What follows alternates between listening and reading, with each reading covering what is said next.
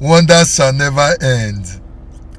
So the Senate Committee on Public Accounts don reveal say within 2017 and 2003 a whooping sum of 210 trillion naira fraud happen for the NNPC where they no fit account for. Yes, you hear me, 210 trillion naira fraud. You see, the most annoying part of this thing be say,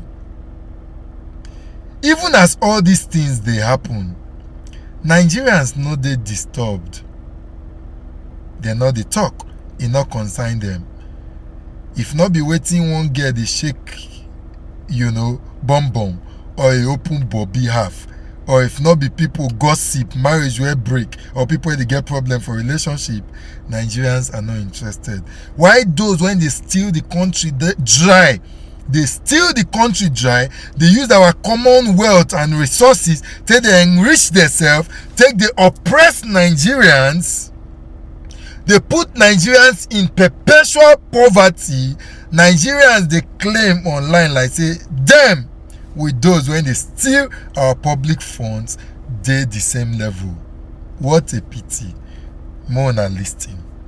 We are NNPC and external auditors are here because of discrepancies that we have discovered from their audited financial statement, which is in the public domain already.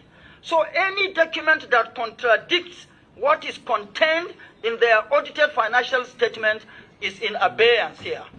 We have no question. As far as we are concerned, it's just a paper. We are not even looking at that. Yes. Because the issues are all on, about, and around their audited financial statement. Otherwise, the external auditors wouldn't have been here. Yeah, so we have their audited financial statement, which is already in the public domain. The figure of the accrued expenses are 103 trillion. While the figure of the receivables is 107 trillion.